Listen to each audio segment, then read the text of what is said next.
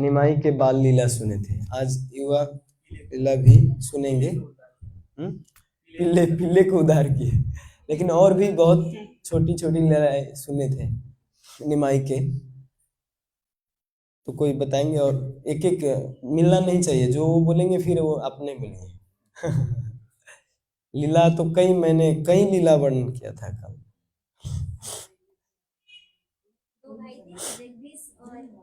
हिरण्य पंडित, हाँ, उनका भी लीला वर्णन हुआ। हाँ, बहुत अच्छा। और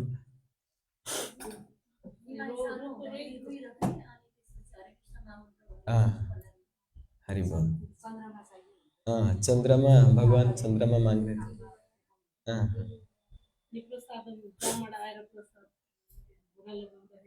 हाँ, हरि बोल। हाँ, और प्रभु जी, हाँ, पीले के उधार तो प्रभु जी बोल रहे। ठीक है, ठीक है, तो हम प्रार्थना करते हैं। और आज विशेषकर नटखट लीला में और ज्यादा नटखट लीला करेंगे। कल तो नटखट लीला किए, इतना लीला किए नटखट कि जगन्नाथ मिश्र बहुत आश्चर्य हो जाते हैं कि बाप रे बाप, इतना नटखटपन करेगा तो ये फिर समाज को चलाएगा कैसे, बाद में जाके बड़ा आदमी बनेगा कैसे। तो इसीलिए इनको शिक्षा के लिए क्या क्या प्रबंध करने का प्रयास करते हैं, इसके बारे में हम सुनेंगे। पहले प्रार्थना करते हैं। जय जय श्री चैतन्य जय नित्यानंद,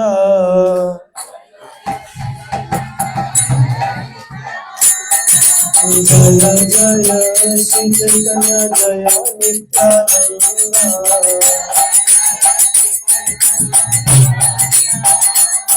जय अद्वैत चंद्र जय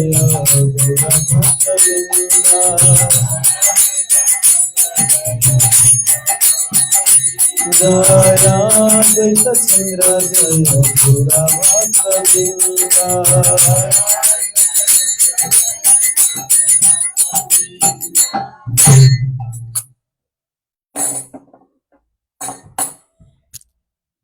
तो जगन्नाथ मिश्र कि यहाँ पे बहुत बड़ी चिंता क्या थी?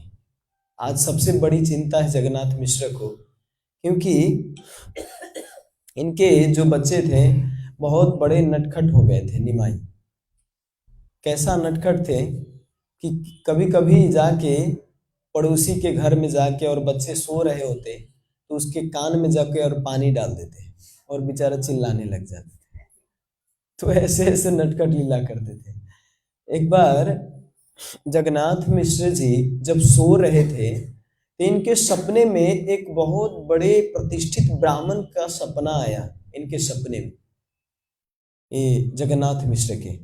और सपने में वो ब्राह्मण क्या कहता है जगन्नाथ मिश्र से कि आप जिनको प्रशिक्षित करना चाहते हो अपने पुत्र को, वो प्रशिक्षित देने वाला वो बच्चा जो है वो आपका पुत्र ही केवल नहीं है, वो पूर्ण पुरुषोत्तम भगवान कृष्ण है।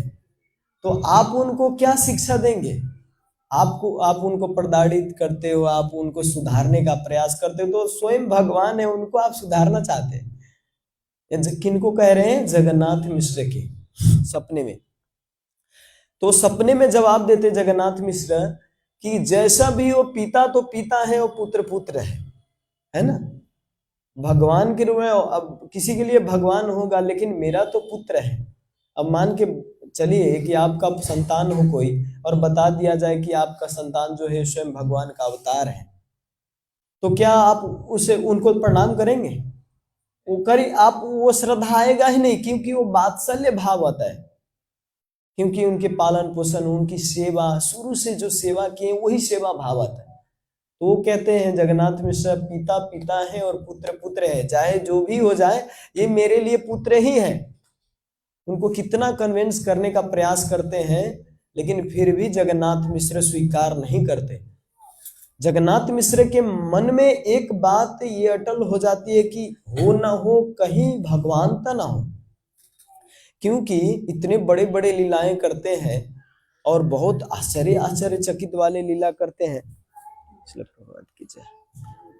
इतने आश्चर्यचकित करने वाली लीलाएं करते हैं, तो ये हो ना हो कहीं भगवान हो। फिर चैतन्य महाप्रभु को इधर टेंशन होने लगा कि कहीं मेरे पिताजी को पता चल गया कि मैं भगवान हूं, तो फिर मैं इस लीला का आस्वादन नहीं कर पाऊंगा। तो फिर जाके जब जगन्नाथ मिश्र उठे तो योग माया से ढक दिए। योग माया, भगवान के लीला में माया काम नहीं करता है। हमारे इस संसार में माया काम करती है, लेकिन भगवान के लीलाओं में योग माया काम करती है।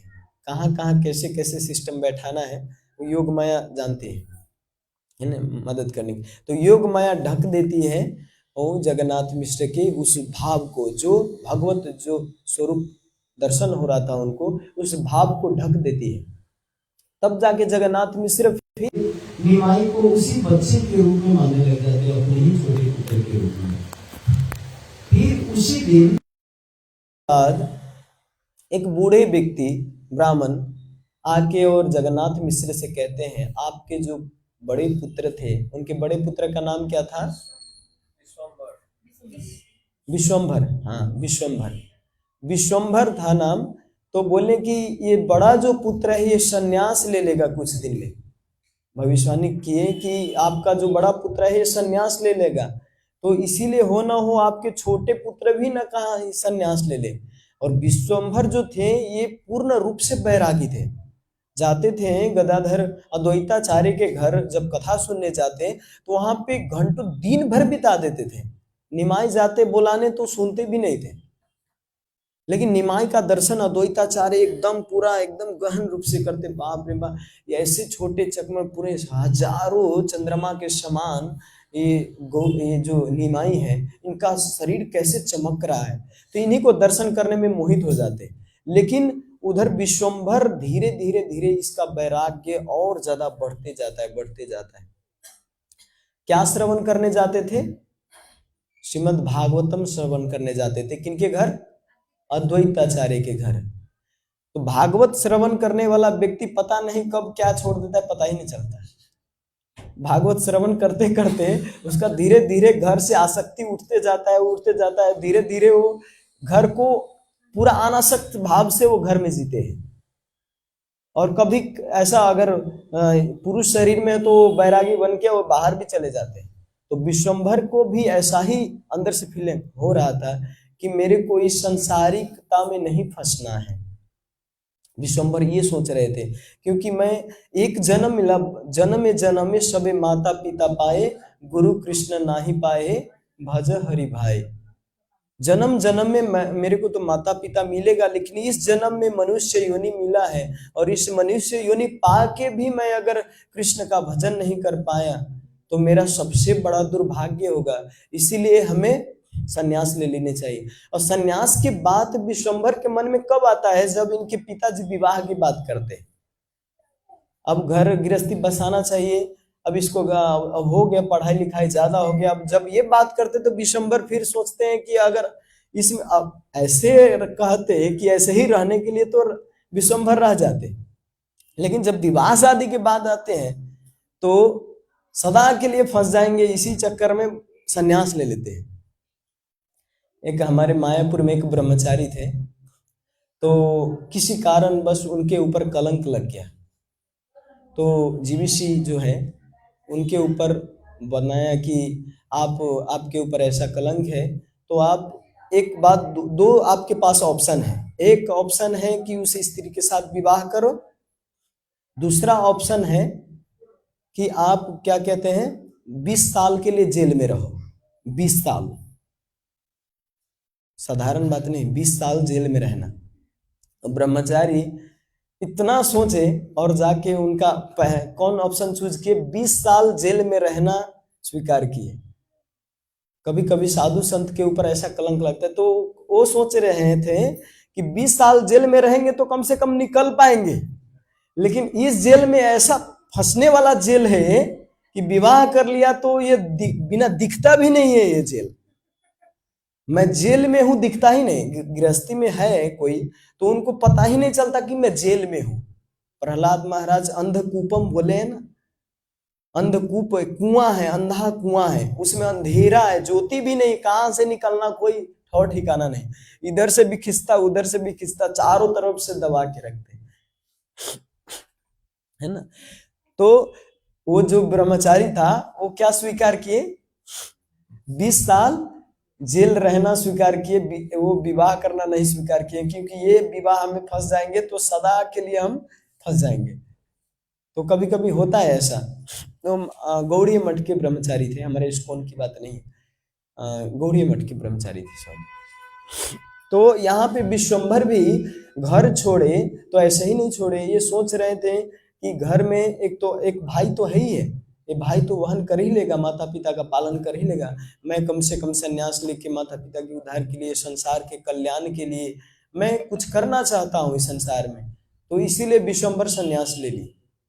इधर जगन्नाथ मिश्र को बहुत टेंशन हुआ, ये सोच रहे थे कि कहीं जे निमाई को भी ऐसा ही प्रशिक्षित करते रह गया तो निमाई भी बाद में जाके प्रकांड विद्वान बनेगा, और विद्वान बनने के बाद ये भी, इसके अंदर भी वैराग्य आएगा, ये भी संन्यास लेगा, तो इसीलिए इसको पढ़ाना ही नहीं है, इसको स्कूल भेजना ही नहीं है कि ये अपना विद्वत्ता दिखाए और जाके बाद में विवाह करें, ऐसा नहीं, मतलब संन्यास ले, ऐसा नहीं होने दूंगा, इसीलिए इसको प्रशिक्षित नहीं करना, शिक्षा ही नहीं देना है, स्कूल नहीं भेजना है। निमाई जब किताब उताब लेके जब स्कूल के तरफ जा रहे थे तो निमाई के पिताजी रोक दिए, उनके किताब उताब सब लेके गंगा में बहा दिए, बोले कि आज के बाद कभी स्कूल में जाना नहीं है, तुम घर में रहो, जो चाहिए मैं घर में ला के दूंगा और यहीं पर रहना है, किसी से मिलना जुलना नहीं, ज्यादा साथी सबके साथ खेलो, लेकिन स्कूल नहीं जाना है। और सोच के देखिए किसी बच्चे को ऐसे करेंगे तो वो तो एक्चुअली खुशी हो जाएंगे कि कम से कम पढ़ना नहीं है यार। आजकल तो बच्चे का किताब देखते हैं इतना भारी रहता, बेचारा तो लगता है कि पहाड़ मतलब क्या कहते हैं, पहाड़ रख के आ रहा है, मतलब बहुत ज्यादा भारी होता है ना, आजकल बहुत ज्यादा किताब होता है।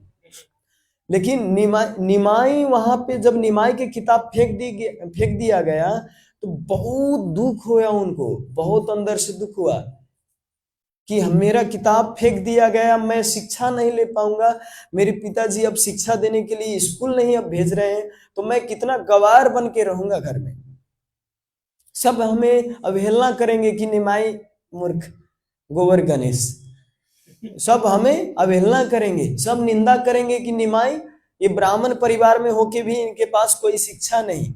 तो इसीलिए निमाई को बहुत बड़ी चिंता हुई और निमाई अब टेक्निक लगाने लगे।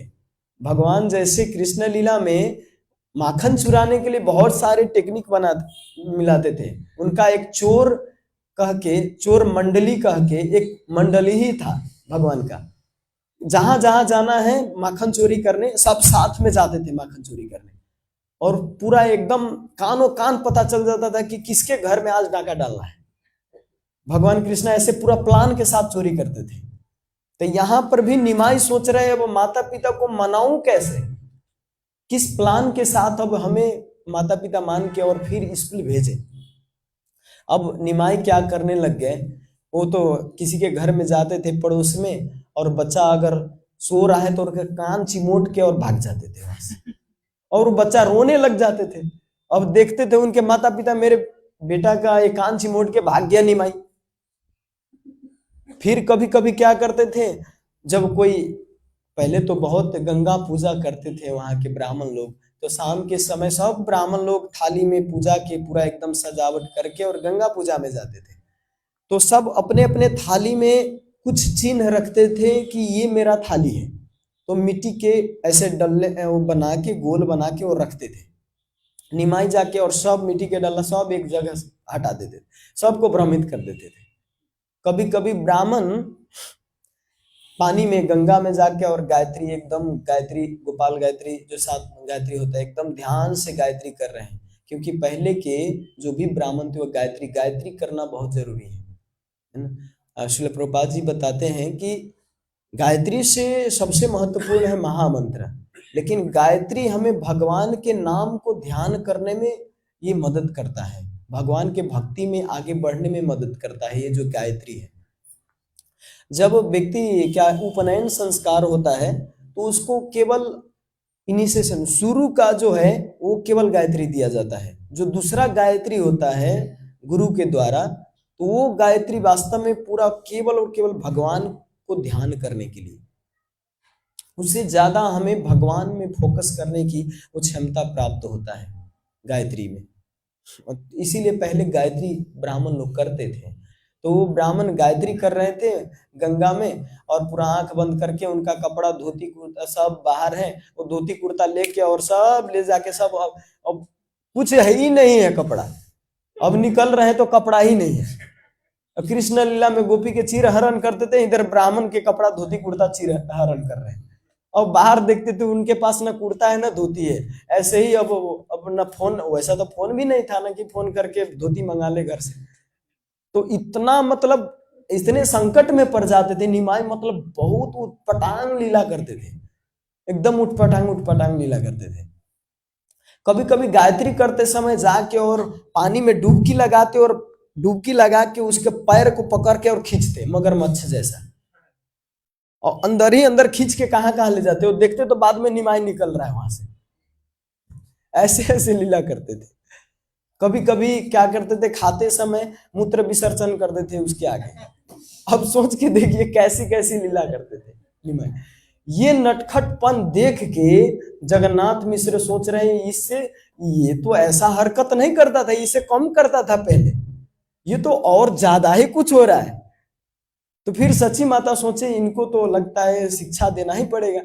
एक बार फिर भी शिक्षा देने के लिए स्कूल नहीं भेजे थे उनको। क्या किए, कुछ दिन के बाद निमाई सोच रहे अब कुछ बड़ा पद लेना पड़ेगा, कुछ बड़ा स्टेप लेना पड़ेगा कि इसके बाद हमें स्कूल भेजना ही है, भेजना ही। तो पहले के लोग जो होते थे वो इस स्टील के बर्तन में, एल्युमिनियम के बर्तन में खाना नहीं बनाते थे, मिट्टी के बर्तन में खाना बनाते थे। आप वृंदावन में जाओगे तो वृंदावन में भांडीर वन है। भांडीर वन मतलब जो भांड होता है, भांड मतलब जो कलश होता है, जो बनाने वाला जो मिट्टी का पात्र होता है। तो ब्रजवासी लोग जो भी अपना खाना बनाते उसके बाद वो विसर्जन कर देते, वो क्या कहते हैं बट वृक्ष के नीचे सब वहां पे जमा करते थे। तो इसीलिए भांडीर वन कहा गया। उस वन में वहां पे सब ब्रजवासी लोग वहीं पर जमा करने जाते थे। एक दो बार यूज करने के बाद उसको ज्यादा यूज नहीं करते थे, क्योंकि मिट्टी का फिर बना लेते थे, फिर उसमें पहले उतना गंदगी भी नहीं होता था, तो मिट्टी के पात्र में बने। वैसे ही यहाँ पर नवदीप में भी सब मिट्टी के पात्र में ही बनाते थे। ऐसा बताया जाता है कि मिट्टी के पात्र में एक तापमान सम्मान रहता है उसमें जो बनाया जाता है, और एकदम शुद्ध होता है मिट्टी के पात्र में बनाया गया। इसीलिए आज के लोग सोच सकते हैं कि पहले के लोग बहुत उतना विकसित नहीं थे, हम लोग विकसित हैं। और जितना विकसित होते जा रहे हैं उतना बीमार पड़ते जा रहे हैं, और उतना ही ज्यादा हॉस्पिटल खुलते जा रहा है ना। पहले हॉस्पिटल भी नहीं था, और एक दो वैद्य होता भी था तो झोला में लेके और चलते थे, और वो घर में जाके ही दो दवाई दे के और ठीक कर देते थे।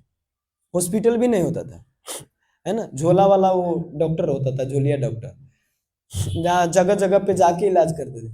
और अभी तो इतना बड़ा बड़ा हॉस्पिटल खुला हुआ है, लेकिन फिर भी और ज्यादा रोग बढ़ता जा रहा है, और ज्यादा ये वायरल क्या वायरस आ रहा है, वायरस ही वायरल हो रहा है इतना ज्यादा, है ना। तो लेकिन पहले के, इसीलिए पहले जो भी थोड़ा ही होता था उनके पास धन संपत्ति, थोड़ा अन्न होता था, गाय होता था, उनका शुद्ध दूध खाते थे, तो बहुत उनको संतुष्टि होता था, उतना बीमार नहीं पड़ते थे। तो मिट्टी के पात्र में बनाते। तो नवदीप के जितने भी वासी थे सारे मिट्टी के पात्र एक जगह पे वहां पे जमा करते। और वहां पे क्या होता है, मिट्टी के पात्र थोड़ी शुद्ध हो, मतलब जब बनाने के बाद उसमें तो भात के, दाल के, सब्जी को कुछ ना कुछ तो बचा रहेगा ना। तो एक जगह पे जब जमा करते थे तो वो थोड़ा गंदगी जैसा लगता था, बाद में सड़ भी जाता था वो, तो वहां पे बहुत गंदगी हो जाता था। अब जाके निमाई जाके उसी गंदगी में जाके और बैठ जाते, जहां पे सब वो भात उत फेंका हुआ है, कई दिन का सब्जियां सड़ा हुआ है, दाल सड़ा हुआ है, उसी में जाके और दाल लगा लेते थे, सब्जी लगा लेते थे, वो सड़ा हुआ। अब इधर सच्ची माता देखे तो माथा पीट के, ए निमाई क्या कर रहा है तू, तुमको पता नहीं तू ब्राह्मण परिवार से, ये अशुचि है, अशुचि मतलब ये अशुद्ध है। यहाँ पे तू क्या कर रहा है निमाई? निमाई कहते हैं तो आप हमको स्कूल तो भेजते नहीं, तो हमको कैसे पता चलेगा सूची है या असूची है? सूची का अर्थ क्या होता है, असूची का अर्थ क्या होता है, हमको कैसे पता? स्कूल जाएंगे तब ना पता चले कि सूची क्या है असूची क्या है। स्कूल जिसको जाए तब ना शब्द का अर्थ पता चलेगा। आप कभी बताएं? अब बच्चा, भगवान है सब कुछ जानते हैं, लेकिन यहाँ पे सूची असूची में अर्थ लगा दिए, तो अब सची माता सोचने लग गई सच में मैंने स्कूल तो भेजा नहीं इसको, और इसको सूची असूची का ज्ञान कैसे होगा? तो फिर जाके जगन्नाथ मिश्र जी से बात करते हैं कि देखिए अब हमारा जो पुत्र है ये बहुत ज्यादा बदमाशी कर रहे हैं, हो सकता है कभी आज ये कर रहा है बाद में जाके गंगा में कूद जाए, कुछ हो जाए, तो इसीलिए अब इसके कर्म में जो होगा वो हो जाए, जो भी संतान के कर्म में होगा हम अपने तरफ से जितना प्रयास करना है उतना प्रयास करें। हाँ, अब इसको शिक्षा देने के लिए, इसको शिक्षा प्राप्त करने की इच्छा है तो भेजना चाहिए हमें। तो वहां पे खुद एक छोटा सा स्कूल था द्वैताचार्य के, उसी में जाते थे पढ़ने शुरू शुरू में, लेकिन शुरू के दिन में ही निमाय व्याकरण, न्याय शास्त्र, नीति शास्त्र, सारा शास्त्र के ज्ञान शुरू शुरू में व्याकरण सब कुछ याद कर ले, और 11 साल होते होते ये खुद प्रेसिडेंट बन गए वहां के, खुद वहां द्वैताचार्य इनको ही मेन वहां के, क्या नहीं प्रेसिडेंट नहीं प्रिंसिपल, प्रिंसिपल और प्रेसिडेंट में क्या अंतर है?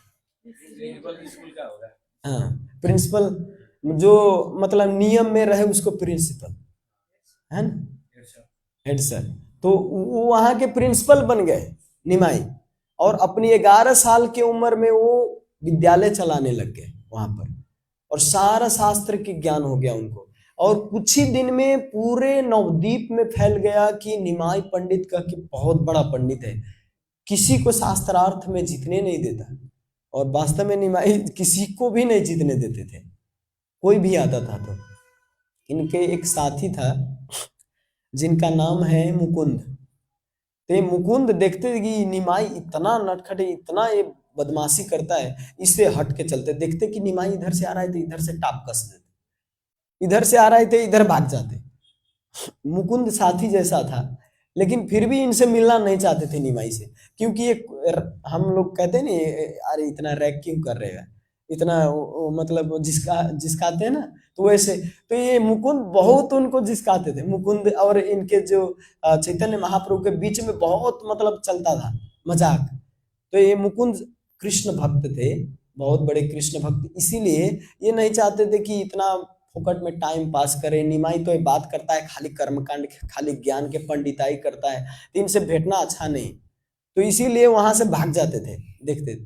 तो देख रहे हैं एक बार चैतन्य महाप्रभु की उधर से आ रहा है मुकुंद, और चैतन्य महाप्रभु इधर से जा रहे हैं, देखे कि मुकुंद भाग गया, तो दौड़ते दौड़ते उसको पकड़ के, क्यों भाग रहा है रे, पकड़ के और उनको बोले कि तू हमसे शास्त्रार्थ करो। क्या शास्त्रार्थ कर, तू खाली व्याकरण पढ़ाता है, व्याकरण बच्चों की ज्ञान है ना, व्याकरण कौन बच्चा का ही ज्ञान है ना, पहले 12 वर्ष तक व्याकरण पढ़ाया जाता था। व्याकरण मतलब बाल्य शास्त्र, बालकों की शास्त्र, जो बालक को पढ़ाया जाता है उसे बाल्य शास्त्र व्याकरण कहा जाता है। तो कहते हैं तू व्याकरण पढ़ाता है, तुझे ना न्याय शास्त्र इधर उधर की चर्चा करते हो, तो खाली कर्मकांड की बात करते हो, तो तुमसे क्या चर्चा करे। तो बोले कि आप एक श्लोक रचना करके दिखाओ, एक श्लोक रचना करके दिखाओ, और उसको मैं प्रस्तुत करूंगा कि ये सही है कि गलत है, और तब हमें बताना कि हमें आता है कि नहीं। जैसे तैसे फंसा रहे थे मुकुंद को, तो मुकुंद उसी समय, मुकुंद को भी अब झोंक चढ़ गया इनके अंदर कि आज दिखा देंगे हम निमाई को। ये कहता है बड़ा हम इतना विद्वान है, पंडित है, सबको बहुत हराने चलता है, तो आज हम इसको दिखा देंगे। तो उसी समय मुकुंद एक श्लोक की रचना किए, बहुत ऐसे श्लोक की रचना की कि बहुत ज्यादा कठिन था, लेकिन फिर उसी समय निमाई उसी श्लोक को गलत प्रस्तुत कर दिए कि ऐसा ऐसा यहाँ पे व्याकरण नहीं मिला, यहाँ पे ये अलंकार नहीं मिला, अलंकार गलत है इसमें, प्रस्तुत करके पूरा उसको प्रूव कर दिए उसी श्लोक को। तब जाके हताश हो गए मुकुंद, मुकुंद सोचे बाप रे बाप, ये सच में जीतने नहीं देता है किसी को। फिर जाके जब हताश हो जाते तो उसको होता है ना, पिटाई करने के बाद फिर उसको सहूलियत देते हैं, हाँ चुप रहो चुप। तो वैसे ही फिर चैतन्य महाप्रभु करते हैं उसको कि मुकुंद टेंशन मत लो, तुमने बोला है लेकिन ये गलत भी है और सही भी है, उसको फिर सही बना देते हैं। जो गलत किया हुआ चैतन्य महाप्रभु गलत भी बना देते हैं उसी को, और फिर उसी को सही बना देते हैं पूरा शास्त्र से, श्लोक के द्वारा। मुकुंद कहते हैं अरे बाप रे, इतना विद्वान है कि हम कोई गलत भी प्रस्तुत कर देते और फिर सही भी प्रस्तुत कर देते उसी बात को। तो वास्तव में विद्वता जिसके पास है ये कर सकता है। शास्त्र में इतने ज्ञान है कि आपको कैसे भी मोड़ सकता है। इसीलिए बहुशास्त्र बहुवाक्य चित्ते ब्रह्म है, साध्य साधन श्रेष्ठ नहीं है निश्चय। बहुत शास्त्र बहुत वाक्य हमें नहीं सुनना चाहिए। क्यों? क्योंकि अंदर जो विचलित कराता है, बात ये सही है कि ये सही है, यहाँ पर ऐसा लिखा गया है, यहाँ पर ऐसा लिखा गया है, पता नहीं सही कौन है। तो इसीलिए बहुशास्त्र बहुवाक्य चित्त भ्रम है, इस चित्त को भ्रमित कर देता है। साध्य न साध्य आपका अच्छा होगा, न साधना अच्छा होगा, कुछ भी नहीं अच्छा होगा। इसीलिए ज्यादा हमें इधर उधर के शास्त्र नहीं पढ़नी चाहिए। तो जो विद्वान व्यक्ति होता है वो शास्त्र से ही आपको कन्विंस करके वो हिंसा भी करवा सकता है आपसे, आपको कन्विंस करके भक्ति मार्ग से च्युत भी करवा सकता है। अरे क्या रखा है भक्ति में, बहुत बड़े ऐसे अजामिल तो जीवन भर भोग किए और अंतिम में भगवान को प्राप्त किए, आपको प्रस्तुत कर देगा, बता देगा। हाँ, खटवांग महाराज अंतिम में जाके भगवान को प्राप्त किए। ये क्या कहते हैं, सदन कसाई तो जीवन भर वो मांस काट के बेचते थे और वो भी भगवान को प्राप्त किए। तो क्या है, मांस काटो, गांव के तरफ जाएंगे तो यही बोलेगा आपको कि सदन कसाई जैसे पापी तो तर गए तो हम कैसे नहीं तरेंगे। नाम लो, राम का नाम लो, भगवान का नाम लो और खांसी काटो खाओ। होली में जोगिरा सारा ररा और पूरा टॉक लगाओ, इसमें क्या है, लेकिन भगवान का नाम भी लो। वो सदन कसाई के उदाहरण देते हैं और सदन कसाई का उदाहरण सच में है, वो सच में मांस काट के बेचते भी थे। लेकिन मूर्खों को पता नहीं कि ये सदन कसाई मांस काटते समय इनका ये उद्देश्य नहीं था कि मांस काट के ही बेचना। सदन कसाई जब मांस बेचते, इनका परंपरा था, इनका वंशज जो थे ये मांस काट के बेचते थे। तो अपने परिवार को पालन, इनको पता भी नहीं था कि ये सही है या गलत है, बेचारा इनके परंपरा में आ रहा था। अब इनके माता पिता लगा दिए थे, व्यापार में बैठा दिए थे तो ये कर रहे थे। बाद में एक ब्राह्मण के द्वारा पता चलता है कि ये शालिग्राम के द्वारा ये मांस बेचता है। जब भी सदन कसाई को पता चलता है कि मैं शालिग्राम से तोल रहा हूं, मेरे घर में भगवान है और मैं भगवान के द्वारा ये क्या कहते मांस बेच रहा हूं, तभी शटर बंद करके उसी समय निकल जाते हैं सदन कसाई, छोड़ देते हैं। तो जब भी पता चला, जब ज्ञान तब सयान, है ना, तो पता चला तभी त्याग दिए। आज के लोग को पता चलेगा तो टाल देंगे, नहीं सदन कसाई जैसे व्यक्ति तर गए तो हम क्यों नहीं तरेंगे, तो सदन कसाई के उदाहरण लेते हैं। तो ऐसे मूर्खानंद बहुत हैं जो शास्त्र के उदाहरण लेके और हिंसा करते हैं, है ना। तो ऐसे ऐसे व्यक्ति बहुत थे। क्या प्रसंग चल रहा था? हाँ, गौर लीला में, हाँ। तो वहां पे मुकुंद जो थे, मुकुंद सोच रहे हैं कि ये निमाई इतना पांडित्य है इनके पास, इतना शास्त्र का ज्ञान है कि किसी को भी गलत और सही, सही को गलत और गलत को सही प्रस्तुत कर देता है। तो ये निमाई अगर कृष्ण भक्त हो जाता तो कितना बड़ा सौभाग्य होता। ये भगवान को ही कह रहे हैं कि भगवान अगर कृष्ण भक्त हो जाता मुकुंद। इसीलिए मुकुंद एकदम प्रार्थना करते थे, हे प्रभु इतना बड़ा विद्वान है निमाई, इसको कृष्ण भक्ति दीजिए ना। मुकुंद प्रार्थना करते, क्योंकि जानते अगर ये कृष्ण भक्त हो जाएगा ना तो इसी के पीछे पीछे हम चलूंगा, इसके ही शिष्य बन के रहूंगा।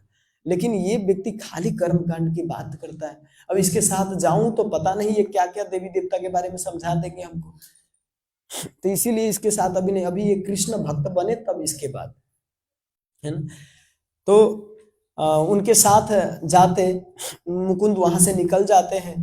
फिर निमाई वहां से जाते, कभी कभी अध्यापक के रूप में काम कर रहे थे स्कूल में, तो वहां पे कभी कभी एक पंडित से चेक करवाने जाते थे कि मेरा हाथ देख के बताओ कि मैं पूर्व जन्म में क्या था। भगवान को पता था कि ये क्या बोलता है, चेक करने के लिए भी जाते थे। तो एक पंडित को हाथ दिखाते, कहते पंडित जी हम तो ये भोला व्यक्ति है, हम इतना नटखट है, गांव में हमको कोई अच्छा भी नहीं कहता, कहता है ये खाली नटखट नटखट लीला करता है और सबसे झगड़ा भी करता है, किसी को मतलब हारते भी नहीं है, सबको जीतने का प्रयास करता है, वो इतना पांडित्य है, तो हम कृष्ण भक्ति भी नहीं है, लेकिन एक बार हमारा हाथ देख के बताइए कि मैं पूर्व जन्म में क्या था। तो पंडित जी भी बहुत चढ़े बड़े थे, सामुद्रिक शास्त्र के उनके पास पूरा ज्ञान था। तो उसी समय उनका हाथ देख के, और जब गायत्री मंत्र में हाथ लगाते हैं और ध्यान करते हैं वो ब्राह्मण, तो पूरा के पूरा कृष्ण लीला उनको दर्शन होने लगता है। शुरू से कैसे यशोदा मैया और उनके गोद में यशोदा मैया के, देवकी मैया के गर्भ से कैसे जन्म लिए, और फिर नंद बाबा कैसे टोकरी में ले जाके फिर जाके गोकुल में छोड़ते हैं, ये सारे के सारे दर्शन हो रहा है। कालिया नाग पे कैसे डांस कर रहे हैं, कैसे रास लीला कर रहे हैं, सारा के सारा उनको कृष्ण लीला पूरा एकदम झकझक पूरा पिक्चर आने लग जाता है उस पंडित के। तो जो पंडित था वो देखने वाला, उसके मंडित में पूरा आ जाता है कि ये व्यक्ति कोई साधारण व्यक्ति नहीं, ये तो पूरा मतलब भगवान की लीला दिखा रहा है। तो पूरा पिक्चर चल रहा है इनके। फिर ये इनको विश्वास नहीं होता, ये आगे वाला व्यक्ति कहीं देवी देवता तो नहीं, ये जादू टोना तो नहीं जानता है, हमारे ऊपर जादू टोना डाल के कुछ दिखा रहा है, विश्वास ही नहीं हो रहा है इनको। फिर आंख खोल के गायत्री छोड़ के देखते तो फिर चैतन्य महाप्रभु आगे, कहते आप हाथ देखने के लिए बोले, आप कहाँ चले गए। फिर ये व्यक्ति ध्यान में, देखिए आगे वाला व्यक्ति को देखने के लिए तो ध्यान में जाना पड़ेगा, ये व्यक्ति पूर्व जन्म में कौन था देखने के लिए तो ध्यान में जाना पड़ेगा। फिर ध्यान में जाते हैं तो भगवान रामचंद्र धनुष बांध लेके पूरा एकदम रावण को हत्या कर रहे हैं वहां पे। है कभी कभी ये देख रहे कि हनुमान जी पूरा एकदम उनको मदद कर रहे, दोनों कंधे पे एक लक्ष्मण और राम को बैठा के और उड़ रहे हैं, सारा पार्षदों के पार्षद को देख रहे हैं, पूरा पिक्चर हम जैसे सीरियल देखते हो वैसे उस पंडित को पूरा दिखाई दे रहा है। अब फिर गायत्री छोड़ते, फिर देखते चैतन्य महाप्रभु आगे, कहते आप नट बाल्टू तो ढीला नहीं है, आपको देखने के लिए कहते तो कहां कहां घूम जाते आप, हमारा यहाँ देखने के लिए बोला आपको तो क्या क्या क्या सोच रहे हैं। तो फिर कहते हैं नहीं, मैं आज के बाद अब पंडिताई करेंगे ही नहीं, क्योंकि ये पंडिताई करने से हमको लगता है जान से हाथ धोना पड़ेगा, ये पता नहीं क्या क्या देखना पड़ रहा है। एक साधारण मनुष्य भगवान की लीला में प्रवेश कैसे हो सकता है, यही फेस वाला व्यक्ति कृष्ण लीला में, यही फेस वाला व्यक्ति राम लीला में, ऐसा कैसे।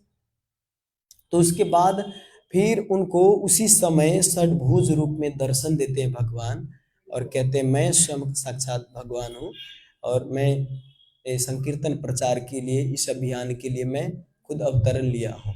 तब जाके वो पंडित विश्वास करता है कि हाँ देखिए, कभी कभी विद्वता से भी भगवान का दर्शन हो जाता है, उदाहरण है, लेकिन जिसको चाहे भगवान उसी को। अब आप ये क्लेम नहीं कर सकते कि ये विद्वता व्यक्ति को क्यों नहीं हुआ, इसको क्यों नहीं हुआ, इसको हुआ। भगवान चूज करते अपने पार्षदों को किसको देना है किसको नहीं देना, और उसके योग्यता के अनुसार उसको चीज चूज करते हैं। कोई ना कोई वो भला काम किया होता है, कोई ना कोई उसका बहुत बड़ा कर्म होता है। देखिए भगवान की सेवा से अधिक अगर कोई भक्तों की सेवा किया हो तो भगवान कभी नहीं भूलते हैं, कभी नहीं भूलते उस व्यक्ति को कि ये भक्त पूर्व जन्म में भक्त की सेवा किए हैं। एक कथा सुने ना आप, एक व्यक्ति मर के गया और बाद में जाके चुड़ैल बन गया। चुड़ैल बनने के बाद वो भ्रमित, वो तो कुछ खा भी नहीं सकते, पी भी नहीं सकते, तो चारों तरफ तड़प रहे थे चुड़ैल के शरीर में, पूरा तड़प रहे थे। तो उस समय क्या हुआ कि एक दिन एकादशी के दिन था, एकादशी के दिन वो केवल और केवल वैष्णव, एक वैष्णव थे, तो उनको मदद क्या कर दिए कि पता उता जो भी था उनको रहने के लिए जो आसन है वो ऐसे मिला दिए। उनका सूक्ष्म शरीर है, लेकिन सूक्ष्म शरीर के द्वारा हवा के द्वारा उड़ा के बहुत अच्छा से बिस्तर मिला दिए। उतना सेवा करने के बाद वो व्यक्ति चुड़ैल के शरीर से पार हो जाता है। और फिर बाद में उसको पता चलता है, जाते हैं इंद्रलोक के वो अप्सरा रहते हैं, तो बाद में इंद्रलोक में जाते, इंद्र पूछते तुमको तो श्राप मिला था, तुम तो चुड़ैल के शरीर में थे, तुम कैसे ऐसे जल्दी कैसे आ गए? तो बताते हैं कि एक वैष्णव की सेवा करने के बावजूद मैं यहाँ पे आया। तो वैष्णव की सेवा भगवान कभी नहीं भूलते। देखिए, मैं एक बात आज भक्ति शास्त्र में हमें पता चला, मैं पहले भी ये नहीं सुना था। जो मीराबाई है, मीराबाई के बारे में हम सुनते हैं, आप लोग विचलित मत होइएगा, लेकिन मीराबाई के बारे में बताया गया है, श्रील भक्ति सिद्धांत सरस्वती महाराज बताते हैं कि वो शुद्ध भक्त नहीं थे। क्यों पता है?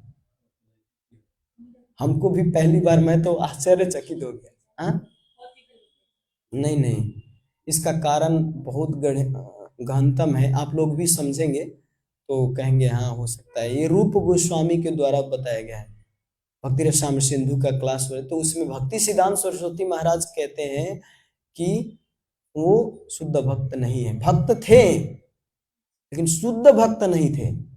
क्यों पता है?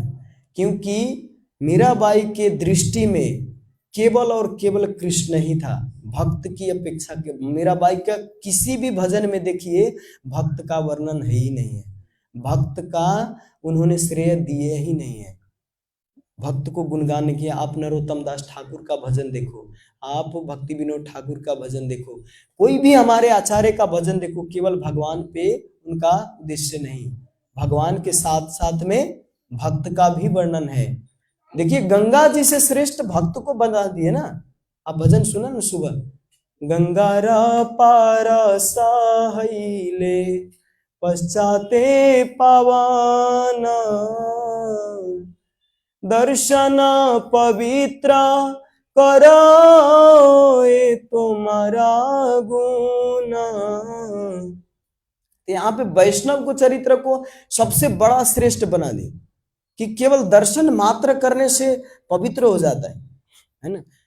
एहो वैष्णव ठाकुर दयर सागर इदसे करुणा करी, दिया पद छाया देहो माया तुम्हारा चरण धरी।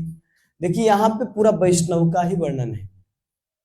वैष्णव का वर्णन ऐसे ही सामान्य नहीं, वो भगवान का ही केवल वर्णन कर सकते थे ना, लेकिन वैष्णव को सब में श्रेय दिए। जो स्वयं परम वैष्णव है, स्वयं मंजरी के अवतार है, वो भक्ति विनोद ठाकुर, वो नरोत्तम दास ठाकुर, वो वैष्णव को प्रार्थना कर रहे हैं, वो भक्त की प्रार्थना कर रहे हैं। नहीं, मीराबाई के भजन आप सब निकालो, उसमें केवल और केवल कृष्ण का है। ऐसा मैं ये नहीं कहा कि भक्त नहीं, भक्त महान भक्त थे, हमारे लेवल से तो कई करोड़ों लेवल ऊपर है उनका, हम तो कितने निकृष्ट लेवल के। मीराबाई बहुत महान भक्त है, लेकिन जैसे मंजरियों का, जैसे आचार्य घन का शुद्ध भक्ति था, वैसे मीराबाई का नहीं था। मैं जब पहली बार आज सुना तो सच में मिला है, तो ये सही बात है ना। लीला में कहाँ थे हम? हाँ, तो हाथ दिखाने गए थे ना, तो उस समय वो दर्शन दिए षडभुज रूप में, और फिर जाके वहां से चले जाते हैं मुकुंद चैतन्य महाप्रभु। मैं इसी के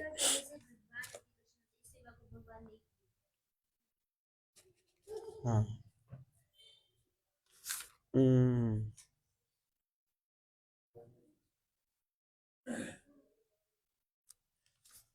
हाँ हाँ, ये इसी प्रसंग में था कि भक्तों की सेवा करने से फिर भगवान कभी उसको भूलते नहीं। तो एक बार ऐसे क्या कहते हैं, कोलावेद श्रीधर था। कोलावेद श्रीधर चैतन्य महाप्रभु के बहुत नजदीकी पार्षद थे। तो बेचारा इतना गरीब था कि केला के पत्ता बेचता था, केला के जो भी उसमें था उसी को बेच के अपना जीवन निर्वाह करते थे। चैतन्य महाप्रभु फिर किसी का सब्जी भी नहीं खाते थे, वो कोलावेद श्रीधर का ही दिया हुआ सब्जी खाते थे, और वो भी बिना पैसा दिया हुआ, कभी पैसा देते भी नहीं थे। जाते और कहते कोला बेचे, तू बहुत पैसा कमा, सबसे बड़ा धनी व्यक्ति है तू। और उसके इतना धनी था कि उसके छत से पानी नीचे गिरता था, अगर बारिश होता तो छत से पानी गिरता था। कपड़ा फटा हुआ था कोलाबिज श्रीधर का, पहनने के लिए वस्त्र नहीं था, कल क्या खाना है, शाम को क्या खाना है, ये सब कुछ विचार करना पड़ता था कोलाबिज को। लेकिन फिर भी चैतन्य महाप्रभु उनको धनी बताते थे। तुम सबसे बड़े धनी हो, तुम बहुत मक्खी चूसो, तुम हमें सब्जी फ्री में देना चाहिए तुम्हें।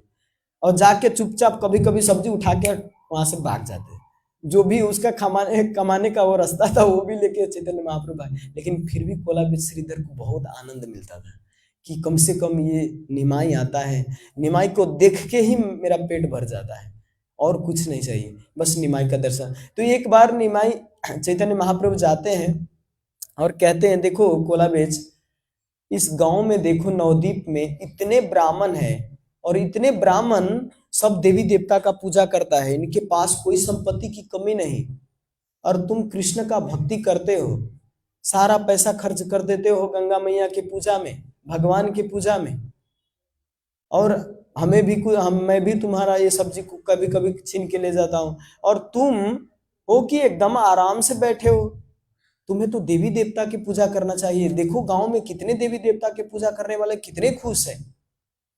कोलाबिज श्रीधर को टेस्ट कर रहे हैं, यहाँ पे परीक्षा ले रहे हैं, कह रहे हैं देवी देवता का पूजा करना चाहिए।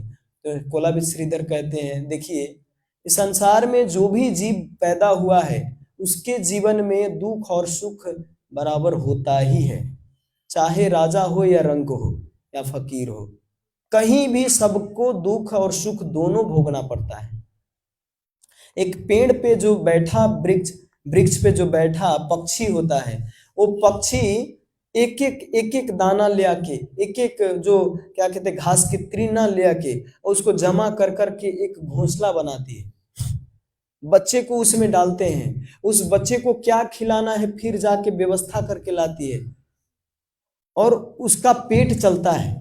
जिसका घर बार नहीं वो इसी संसार से कुछ न कुछ लेके जमा करके घर चलाता है। तो जब उसका घर चल रहा है एक वृक्ष पे रहने वाले का, तो मेरा क्यों नहीं चलेगा।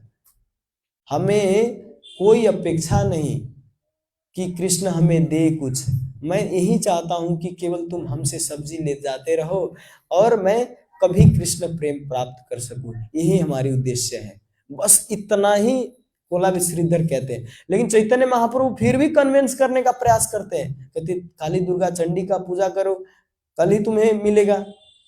वास्तव में देवी देवता को पूजा करते हैं तो देते भी है। देवी देवता का पूजा करने जैसा कैसा है, जैसे आप दुकान में जाओ और दुकान में जाके बोलो कि 10 रुपया दो और सिगरेट आप लो, तो दुकान वाला ये विचार नहीं करेगा कि ये सिगरेट देने से इसके जीवन में बेफायदा होगा, इसको कैंसर लगेगा या रोग लगेगा, कुछ उसको मैटर नहीं, उसको केवल मैटर क्या है, पैसा से, पैसा केवल चाहिए। लेकिन अगर वही जाके और माता पिता से आप बोलो कि 10 रुपया दा तो हो सिगरेट खाने के लिए, हाँ सिगरेट खाने के लिए 10 रुपया दीजिए हम सिगरेट खाएंगे, तो क्या पिता देंगे आपको सिगरेट पीने के लिए?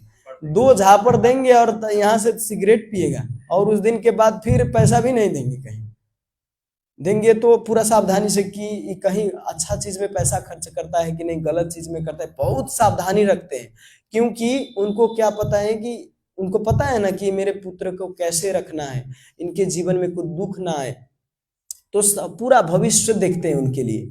वैसे भगवान जो है, किनको क्या धन देना है, किसको पुत्र देना है, किसको संपत्ति देना है, किसको नहीं देना है, किसको घर बार देना है, किसको नहीं देना है, बेचारा किसी को संतान नहीं होता तो जीवन भर वो बेचारा तड़प तड़प के संतान के लिए मर जाता, और अगला जीवन में फिर वैसे ही मनुष्य जीवन फिर इसी जीवन में आ जाता।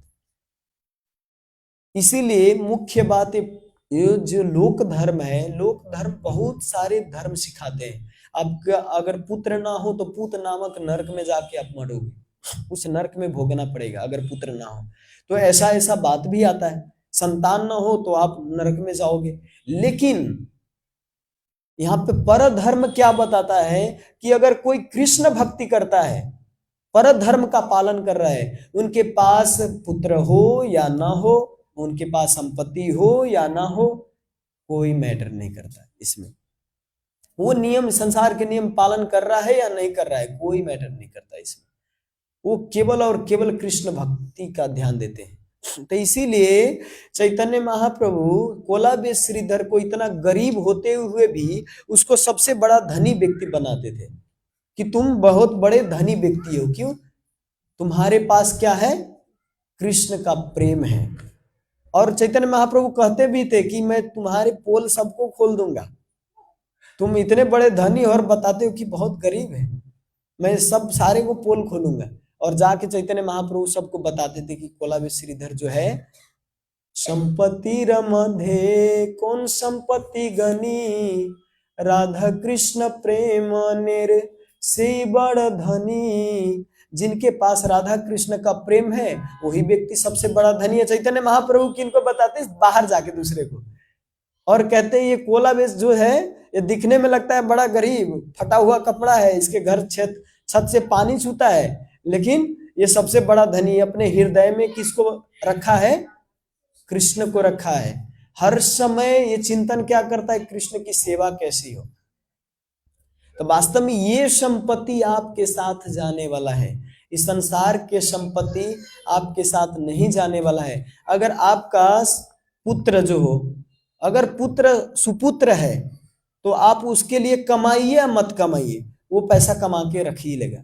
अगर कुपुत्र हो, अगर उटपटांग फटा हो, तो उसके लिए आप कमा के भी रख देंगे तो उड़ा देंगे।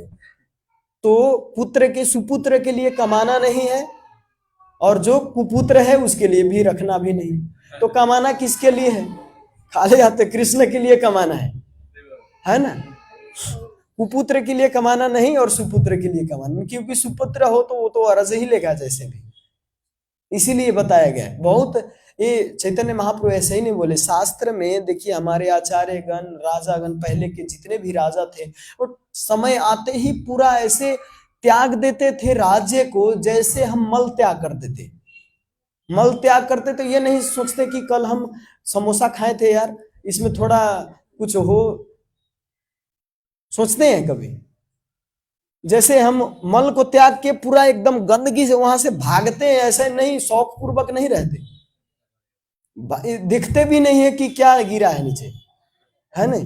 तो जैसे हम मल को त्याग देते हैं, वैसे राजागण पहले के जितने भी थे संपत्ति वाले, वो पूरा ऐसे मल को जैसे त्यागते वैसे त्याग के और चले जाते थे, और अपने पुत्र को पूरा एकदम दे देते थे। आजकल तो कहते सेवा किया है कि नहीं, तू सेवा नहीं के एक फूटी कौड़ी नहीं देंगे तुमको, है ना। तू सेवा ही नहीं किया, बर लुटा देंगे, इधर उधर दे देंगे, लेकिन तुमको नहीं देंगे, क्योंकि तुमने सेवा ही नहीं किया है कभी। तो पहले से हम ये प्लान बना के रखते हैं, लेकिन वो सोचते हैं कि ये तो संपत्ति देगा नहीं, ऐसे तो सीधे हाथ से घी निकलेगा नहीं, तो टेढ़ा तो करना पड़ेगा। तो कभी आपको पानी नहीं देगा, तो कभी ये नहीं देगा, कभी इधर से दुख देगा। अभी मैं कुछ दिन पहले एक न्यूज देखा, अपने ही माता पिता को, नहीं माता को, अपने माता को काट के और पूरा गाड़ दिए थे अपने ही घर में।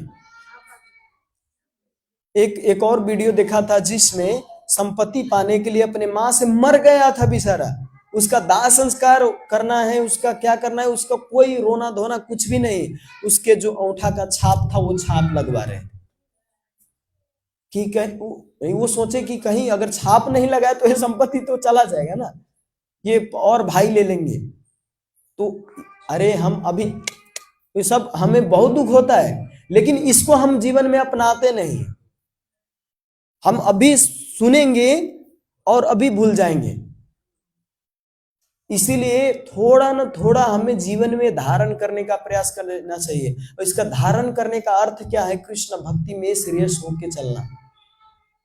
ऐसा नहीं कि घर बार छोड़ के चलना नहीं, कृष्ण भक्ति में सीरियस होके भक्ति करना, इसे वास्तव में समझना कहता है, इसी को कहता है धारण करना, जो हृदय में धारण करके चलते हैं, है ना। तो चैतन्य महाप्रभु ऐसे बड़े बड़े विद्वता को भी, घमंड को नष्ट किए, और ऐसे बहुत बड़े बड़े भक्त को भी उद्धार किए, है ना। तो एक प्रसंग आता है चैतन्य चरितामृत में 16 अध्याय में। 16 अध्याय में एक दिग्विजय पंडित थे। तो दिग्विजय पंडित हाँ, शास्त्रार्थ करने आए थे, सुन चुके हैं, तो सुनना है कि नहीं? भूल गए?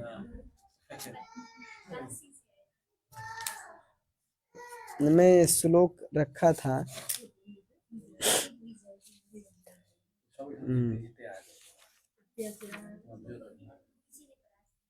अरे यार, इसमें था तो।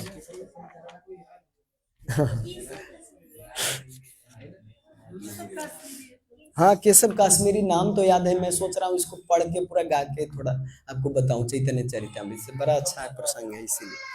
हाँ, आ गया। हम्म।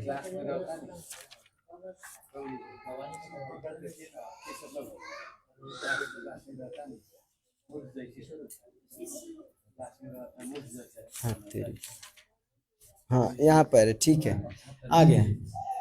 चैतन्य चरितामृत के 16 अध्याय में बहुत अच्छा वर्णन है। वृंदावन दास ठाकुर यहाँ पे, नहीं, कृष्णदास कविराज गोस्वामी यहाँ पे सुनाते हैं। लेकिन ये जो वर्णन है वृंदावन दास ठाकुर के द्वारा, क्योंकि वृंदावन दास ठाकुर जो वर्णन कर चुके थे उसको विस्तृत रूप से न बता के छोटकरी में बताए हैं इसमें। इसीलिए यहाँ पे कृष्णदास कविराज गोस्वामी वृंदावन दास ठाकुर के उल्लेख कर रहे हैं। यहाँ पे वर्णन कर रहे हैं कि वृंदावन दास ठाकुर ने जो बताया मैं उसको छोटकरी में बताने का प्रयास करूंगा। तो यहाँ पे बताए हैं कि एक बार चैतन्य महाप्रभु गंगा के तट पर बैठ के, पूर्णमासी की रात था, और महाप्रभु चिंतन कर रहे थे। अपने जितने भी शिष्य, महाप्रभु जहां भी जाते थे तो उनके शिष्य सब चारों तरफ से घेर लेते। जैसे श्रील प्रभुपाद जी कहीं भी जाते तो पूरा डंडा लेके एकदम युवा युवा से शिष्य सब पूरा इतना सुंदर दिखते थे। प्रभुपाद एक छोटे बामन जैसे एकदम छोटे, और चारों तरफ से शिष्य पूरा डंडा लेके, पूरा त्रिदंडी स्वामी सब सब चारों तरफ से खड़े होते थे। तो प्रभुपाद जी की शोभा एकदम शोभायमान होता था प्रभुपाद जी। तो वैसे चैतन्य महाप्रभु भी अपने शिष्यों के साथ जाते थे। कहीं भी जाते तो शिष्य के साथ जाते, और शिष्य चारों तरफ से घेर लेते और महाप्रभु बीच में रहते। तो पूर्णमासी के रात गंगा के किनार पे अपने शिष्यों के साथ शास्त्रार्थ के बारे में कुछ चर्चा कर रहे थे। तो उस समय एक दिग्विजय पंडित का क्या कहते हैं, नहीं, केशव काश्मीरी, केशव काश्मीरी काशी से आया था। तो वो आया और गांव में बहुत कुछ चैलेंज दिया था कि हमसे शास्त्रार्थ करो। जिसको घमंड रहता है वो सोचते हैं कि अब इसको जीत लिया, अब इसको जीतूं, अब इसको जीत लिया, अब इसको जीतूं, इसको जीत लिया। संसार में हर व्यक्ति से वो जीतना चाहता है। ये ऐसा ही है जैसे कोई धन कमाता है ना, तो वो सोचते हैं कि ये घर बना लूं, इसके बाद संतुष्ट हो जाएंगे। फिर एक घर बना लेते, फिर कहते हैं नहीं, इससे अब एक मॉल बना लूं, इसके बाद संतुष्ट। मॉल बनाने के बाद सोचते हैं कि ये कनाडा में घर हो जाए, बस इसके बाद खुश। इसके बाद अमेरिका में एक घर हो जाए, इसके बाद खुश। करते करते उसका जीवन नष्ट हो जाता है। वैसे ही जो ये केशव काश्मीरी थे, ये भी एक व्यक्ति, इसको जो प्रख्याति है ना, ख्याति, नाम कमाने की ये नशा, ये भी बहुत डेंजर है। धन से भी डेंजर है ये नाम कमाने की ये ख्याति जो है ना, ये सूक्ष्म रूप से। नाम कमाने के लिए आदमी क्या क्या नहीं करता। तो दिग्विजय पंडित ये सोच रहे थे संसार के हर पंडित को हरा के और मैं केवल शास्त्र में सबसे बड़ा ऊपर रहूं। तो दिग्विजय पंडित आए तो गांव के लोग बताएं कि आप जाइए और निमाई पंडित से शास्त्रार्थ कीजिए। निमाई पंडित अगर हार जाता है तो मैं सारे गांव के लोग जितने भी ब्राह्मण हैं सीधा स्वीकार कर लूंगा कि मैं आपसे हार गए। तो जो केशव काश्मीरी थे वो सोचे कि अरे वो कितना बड़ा है, लेकिन ज्यादा नहीं, 14 वर्ष का बच्चा है। तो लेकिन अध्यापक है, वो टीचर है, वो पढ़ाता है, शास्त्र का व्याकरण का ज्ञान है उनके पास। तब जाके केशव काश्मीरी जाते हैं, खोजते खोजते खोजते खोजते, तो वो गंगा के तट पे शिष्यों के साथ बैठे रहते हैं। अब सोचिए 14 वर्ष के बालक, उनके शिष्य कितने कितने होंगे। तो बालक बालक ही शिष्य था उनके। कभी कभी हम क्लास में होते थे ना, अपने ही साथी सबसे सीखते हैं वैसे ही, लेकिन उनको गुरु रूप में मानते थे महाप्रभु को। तो देखते हैं तो निमाई वहां पे शास्त्र की चर्चा कर रहा है। तो कहते यहाँ पे निमाई तू लग रहा है, तुम्हारा नाम निमाई है? तो कहते हाँ महोदय, मेरा ही नाम निमाई है। मैं सुना था कि तुम शास्त्रार्थ में बहुत पारंगत हो, तुम बहुत बड़े पंडित हो, हैं, तुम सबको जीते हो, यहाँ पे बहुत व्याकरण आता है, लेकिन तुम बाल्य शास्त्र पढ़ाते हो। थोड़ा इनको वो क्या कहते हैं, वो इसको जिसका रहे थे थोड़ा थोड़ा करके कि इसको गुस्सा है। और कह रहे थे कि तुम बाल्य शास्त्र पढ़ाते हो। बाल्य शास्त्र ये कुछ भी नहीं, क्योंकि इनको लगता था कि बाल्य शास्त्र तो कुछ भी नहीं, इनको इसके इसके ऊपर तो कुछ आता नहीं होगा, तो इसीलिए बाल्य शास्त्र तुम पढ़ाते हो। अच्छा है, तुम क्या क्या जानते हो और क्या क्या पढ़ाते हो अपने शिष्य को। तो निमाई जो थे बहुत विद्वता भी था और विनम्रता भी उतना ही था इनके अंदर। महाप्रभु किससे कैसे डील करना है, कैसे बात करना है, इनको पता था। तो ये काशी से ब्राह्मण आए थे, तो इनका घमंड तो ऐसे ही चढ़ा हुआ था, और महाप्रभु और चढ़ा रहे थे इसको। कहते चने के झाड़ पे चढ़ाना, वैसे चने के झाड़ पे इसको चढ़ा रहे थे। चने के झाड़ पे चढ़ेंगे तो गिरेंगे ना। चने का झाड़ कितना कमजोर होता है दिखने में, वैसे एक चना ऊपर हो जाता है तो लटमट लटमट करने लग जाता है, गिरने जैसा। तो वैसे ही चने के झाड़ पे इसको चढ़ा रहे थे। तो बोले कि देखिए हमारे पास ज्ञान है, लेकिन मैं क्या पढ़ाता हूं हमें पता नहीं, और मेरा शिष्य लोग भी क्या पढ़ता है इनको पता नहीं। अब ये दिग्विजय जो ये केशव काश्मीरी थे, ये सोच रहे हैं निमाई ये तो पागल तो नहीं, अब इसको पता ही नहीं कि क्या पढ़ाता है, और शिष्य लोग क्या पढ़ते हैं इसको पता नहीं। कहते हैं ऐसे ही कुछ कुछ जो आता है हम उसे निकाल देते हैं, बोल देते हैं, लेकिन हमें उतना पता नहीं। यहाँ पे विनम्रता स्वीकार कर रहे हैं, पूरा एकदम विनम्रता के साथ बोल रहे हैं केशव काश्मीरी के आगे। केशव काश्मीरी सोच रहे हैं कि ये तो कुछ भी नहीं, चलो भाई। तब जाके फिर कहते हैं देखिए महोदय आप बहुत बड़े पंडित हैं, आप सब, इसको नाम दिया गया था दिग्विजय पंडित, बहुत जीत के आए थे चारों तरफ से। तो इनसे बोले कि देखिए आप तो बहुत बड़े विद्वान है ही हो, लेकिन आपके मुखार बिंद से एक गुणगान सुना है। तो बोले क्या सुनना चाहते हो तुम। बोले यहाँ पे गंगा प्रवाहित हो रहा है, और दूसरे के बारे में मत बोलिए, गंगा ही के बारे में, गंगा जी के बारे में ही कुछ बोलिए। यहाँ पे पूछते हैं व्याकरण मध्य जानी पढ़ा कलाप सुनीले फांकीते तोमार शिष्य सलाप। कहते व्याकरण मध्य तुम कलाप पढ़ाते हो, व्याकरण भी पूरा नहीं पढ़ाते हो, कलाप मतलब उससे भी थोड़ा नीचा होता है ना, तो व्याकरण भी नहीं पढ़ाते हो। अब यहाँ पे श्लोक बताते हैं एक, प्रभु कहे व्याकरण पढ़ाई अभिमान करी शिष्य ते न बुझे आमी बुझाई ते न नारी। कहते हैं ना मैं जो पढ़ाता हूँ ना मैं समझता हूँ ना शिष्य समझता है, तो मैं आपको क्या बताऊं, आप इतने विद्वान हैं तो आपके मुखारबिंद से सुनूं, इस गंगा के महात्म्य कुछ बताइए, तो इसके बारे में आप बताएंगे तो हमें खुशी होगी। कहते तुम्हारा कविता श्लोक बुझीते कार शक्ति तुम्ही भाल जाना अर्थ कीवा सरस्वती। जब इन्होंने एक श्लोक सुनाया गंगा के बारे में, तो कहते हैं आपके मुखारबिंद से जो ये श्लोक निकला ये तो केवल आप समझ सकते हो कि तो सरस्वती माता समझ सकता है। चैतन्य महाप्रभु किनको बोले, केशव काश्मीरी को। ये तो और फूल के ढेमना हो गए, ये सोच रहे बाप रे बाप मैं ही एक विद्वान हूं कि केवल मेरा लिखा हुआ किधर सरस्वती जी जानते हैं और किधर मैं जानता हूं। लेकिन चैतन्य महाप्रभु पलट के क्या उससे प्रश्न करते हैं, एक श्लोक के अर्थ यदि कर निज मुखे सुनी सब लोक तबे पाई बड़ सुखे। आपने बहुत अच्छा वर्णन किया इस श्लोक का, लेकिन इस श्लोक में से एक श्लोक का अगर आप हमें समझाएंगे, इसका अर्थ समझाएंगे, हम तो मूर्ख हैं, हम कुछ जानते नहीं संस्कृत के बारे में, तो अगर कुछ संस्कृत इसमें से बताएंगे तो हमें खुशी होगी। और केशव काश्मीरी वास्तव में ऐसे धारा प्रवाही करके उस श्लोक को वर्णन किए थे, पूरा आंधी की तरह, एक क्षण में, आंसू कभी होता है ना जैसे, पूरा एक क्षण में वर्णन कर दिए आंधी की तरह। क्या बोले शिष्य लोग तो पूरा एकदम जगन्नाथ जैसा आंख करके देखते रह गए। महाप्रभु को भी देखते, वास्तव में विद्वता थी उनके पास, ऐसे थोड़े ही सबसे शास्त्रार्थ करते थे, बहुत बड़ी विद्वता थी। तो 100 श्लोक में तुरंत क्षण में उन्होंने वर्णन किया, लेकिन महाप्रभु बोले कि इसमें से एक अर्थ समझाइए।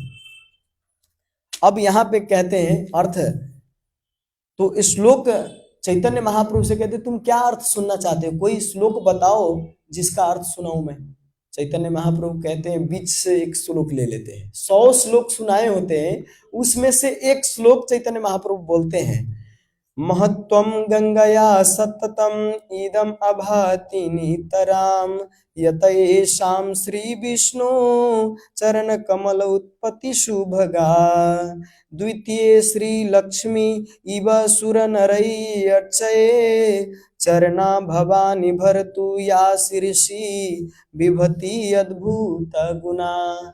ये श्लोक 100 श्लोकों के बीच में से एक श्लोक चैतन्य महाप्रभु बोल दी कि इस श्लोक का अर्थ समझाइए। अब केशव काश्मीरी का तो दिमाग जला, इनको लगा, दिमाग की बत्ती जली कि बाप रे, मैं इतना धारा प्रवाही होके आंधी की तरह बोला और ये श्लोक याद कैसे कर लिया बीच में से। अरे हम श्लोक 5 बार उच्चारण करते फिर भी हमें एक बार याद नहीं होता। सुबह सुबह भागवतम क्लास में कई कई बार हम सुनते हैं, उच्चारण करते फिर भी हमें याद नहीं होता कि पहला ही सब पूरा क्या क्या बोले पता ही नहीं चलता। और इतना स्पीड में बोले लेकिन बीच में से महाप्रभु एक श्लोक बोल देना तो ये केशव काश्मीरी को लगा कि ये कोई साधारण तो नहीं है, क्योंकि एक श्लोक बोल देना भी, सुन के भी बोलना बहुत बड़ी बात है। अब केशव काश्मीरी का प्रश्न उठता है कि ये श्लोकेर अर्थ प्रभु यदि बैल विस्मित है दिग्विजय प्रभु पूछिल। अब दिग्विजय पंडित ये पूछ रहे हैं कि आश्चर्य होके आपने याद कैसे किया। तो महाप्रभु बताते हैं, झंझावात प्रायामी श्लोक पढ़िला तार मध्य श्लोक तुमी कैसे कंठ कैला। कहते जैसे सरस्वती माता सबको कभी कभी आपको जैसे ज्ञान दिए हैं, इतना पंडित बड़ा बना है, तो हमको भी ऐसा श्रुति धर का ज्ञान दिए कि सुन के ज्ञान हो जाता है, सुन के हमें याद हो जाता है। ऐसे सरस्वती माता की कृपा है। तो एक तरह से टॉन्ट मार रहे हैं कि हमें आता है, हमें उतना पढ़ा नहीं हूँ, हमें ज्ञान नहीं है हमको, लेकिन फिर भी हमें सुन के कुछ कुछ याद हो जाता है। वैसे बता रहे हैं विनम्रता पूर्वक, प्रभु कहे देवे बरे तुमी कवि बर ये छे देवेर बरे कहो है श्रुति धरा। कहते जैसे कभी कोई सरस्वती माता की कृपा से कोई कवि बन जाता है, वैसे मैं श्रुतिधर हूँ, सुन के और याद कर लेता हूँ। इस संसार में है ऐसे ऐसे श्रुतिधर कि कभी कभी सुन के याद कर ले। पहले के जमाने में इतना किताब नहीं था, एक बार गुरु बोलते थे और शिष्य याद कर लेते थे। गुरुकुल में पढ़ाई ही ऐसा होता था। जब भगवान कृष्ण गए थे संदीपनी मुनि के आश्रम में, उज्जैन में अभी भी है माता जी, अभी भी जाएंगे वहां पे तो अभी भी संदीपनी मुनि के आश्रम में 64 दिन में 64 कला सीख लिए थे और 64 अभी रूम बनाया गया है। मैं वहां पे जाने का हमको वहां पे अवसर मिला था, तो 64 रूम में मैं जाके देखा तो जो जो एक एक कला सीखे थे कृष्ण, वो सब कला लिखा हुआ है वहां पे। कौन कला, पहला दिन कौन कला सीखे, दूसरे दिन कौन कला सीखे, तीसरे दिन कौन कला सीखे, 64 दिन में 64 कला सीखे भगवान। तो श्रुतिधर थे, वहां पे लिखवा के नहीं, वहां पे सिखाए थे। केवल संदीपनी मुनि बोलते थे और याद कर लेते थे। भगवान राम को भी जब ज्ञान दिए विश्वामित्र जी, तो केवल बोल के दिए। आप देखें रामायण में देखे होंगे, कभी पेन पकड़ा के और ये लिखो क ख ग, या कोई भी ऐसा कहीं भी पेन पकड़ा के नहीं सिखाते, क्योंकि पहले श्रुतिधर ज्ञान था, पहले श्रुतिधर का वैसे क्षमता था, एक बार बोलते थे और स्वीकार कर लेते थे। लेकिन वेद व्यास जी देखे कि कलयुग के जो जीव है, इनके पास मंद सुमंद मतयो मंद भाग्य, इसका मंद बुद्धि है, मंद भाग्य है, एकदम गोबर भरा हुआ है। ऊपर से तो बॉडी बनाता है, जाके जिम में भी जाता है, ऊपर से तो खूब एकदम चटक मटक दिखते हैं, पूरा सजा के टाई बेल्ट लगा के चलता है, लेकिन दिमाग में क्या रहता है कि कैसे भोग करना है, कैसे मकान बनाना है, कैसे सांप पूरा गधा जैसा लगे रहते काम करने में। उसके दिमाग में वही केवल भोग वासना ही रहता है, भोग करने की इच्छा। तो इसीलिए दिमाग में गोबर भरा हुआ है ये कलयुग के जीव के। बाहर से सुंदर दिखाता है, श्रुतिधर तो छोड़ दीजिए, पढ़ के भी याद हो जाए बहुत बड़ी बात है। हम तो अभी बच्चे को जो स्कूल ट्यूशन भेजते हैं उसको पता होंगे, ट्यूशन भी कराएं, कोचिंग भी कराएं, स्कूल में भी जाएं, किताब भी इतना पकड़ के जाएं, बैग में पूरा बेचारा थक जाते, दिन भर किताब लटका लटका के, फिर भी बेचारा फेल हो जाते है ना। कोचिंग भी ट्यूशन भी सारा करके और बाद में जाके फेल हो जाते। तो इतना करने के बाद भी श्रुतिधर तो छोड़ दीजिए, ये पढ़ के भी नहीं याद होता, फिर भी फेल हो जाता है। लोक सेवा के इसमें जो होता है नौकरी के लिए कितना मेहनत करते हैं, इतना बड़ा मोटा मोटा किताब रटते हैं और फिर भी फेल हो जाते हैं, 10 साल तक लटकते रहते हैं। जब तक नौकरी मिलेगा नहीं तब तक विवाह करेंगे ही नहीं। इतने तराई में इतना कई लोग हैं ऐसे, जब तक नौकरी नहीं मिलेगा तब तक छोकरी नहीं। साहब पूरा एकदम तय कर लिए और उसका दृढ़ निश्चय नौकरी मिलना है, जैसे चपरासी का ही नौकरी क्यों ना हो, लेकिन चपरासी का नौकरी करना है। नौकरी मतलब आराम से जीवन, उसको पता नहीं कि गधा जैसे जोतवाएंगे उसको। और ज्यादा नौकरी मिलना मतलब ऐसे थोड़ी है कि आपको फ्री में पैसा देगा, वहां पे तो आपको और बांध लिए ना नौकरी देके।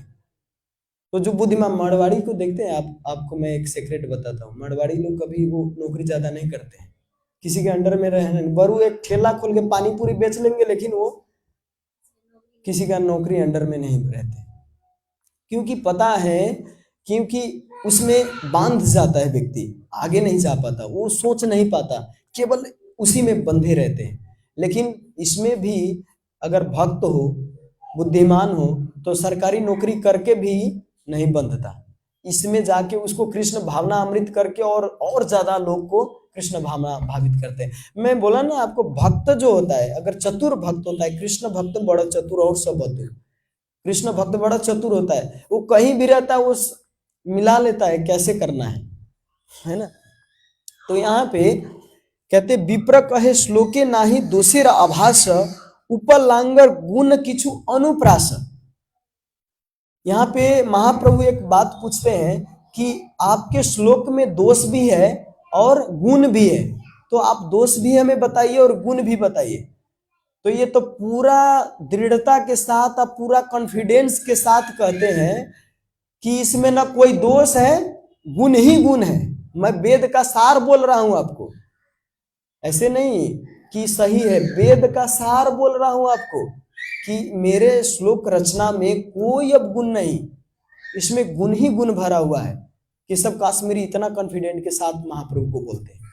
तो महाप्रभु कहते हैं, आगे कहते हैं, देखिए क्या कहते हैं, प्रभु कहे कही यदि न करह रोष, कह तुम्हारे श्लोक की वाछे दोषा।